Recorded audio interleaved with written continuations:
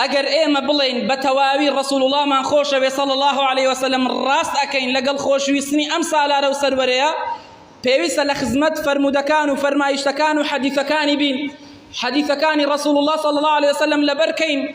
هەم بیخوێنینەوە هەم لێی تێبگەین و هەمیش لەبەریکەین و کاری پێ بکەین و فەرمودە جوانەکانی ڕەسوڵ الله صلی الله عليه وسلم ڕابگەێنین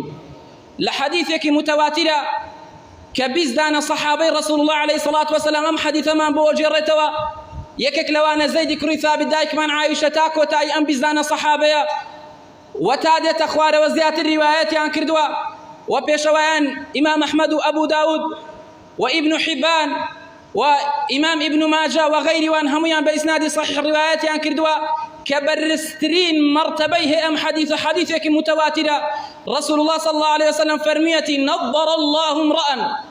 أتواني بتخفيف بتشديد بخواني ونظر الله يا أخو نظر الله امرأ سمع منا حديثا فحفظه حتى يبلغه وفي رواية حتى يبلغه غيره پیغمبر خواه فرمي صلى الله عليه وسلم ربي دموچاوي او کس دروشاوه به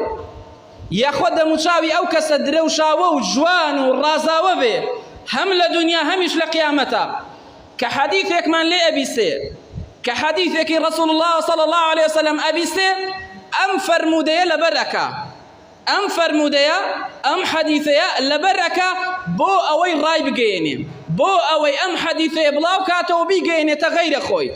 بويا أيو كساني حديثي پیغمبري خو عليه الصلاة والسلام لبركن وإن جات شيلة توركم الله يتكام بيشيلة مجلسي كابي الرأي أجينو أي خوين نوا پیغمبري خو عليه الصلاة والسلام دعاء خيري بوكردون رب العالمين دمو تشاو تاندرو شاوكا هم لدنيا همش لآخرتا وإن شاء الله أم دمو شاوانا بأقري دوزدخ ناسوتن دمو شاوانيكن بديدار وبديدار الله ورسولك صلى الله عليه وسلم شادبن رسول الله فرمي صلى الله عليه وسلم فرب حامل فقه إلى من هو أفقه منه فرمي طبعا ربا بو كم ردانا بلام زانانا فرمي لم حديثة بو زورية عزيز ما فرمي زور جاري وهي كسك هالقري علم وفقهك وزانستك وتيجيشتنك لشريعتي بيروز الإسلام لحديثة بلام أم حديثة وأم علم أجينيتا كسك لخوي باشر لي تيجا كلخوي باشر لم حديثة ولم فرمايشتو فرمو دي حالي أبيب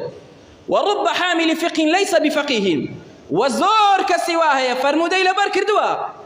علمي بيا بلام بتواوي ليتي ناقا ناتواني أحكامي شرعي حلال وحرام ليها البنجة بلام أم حديثي الرأقيني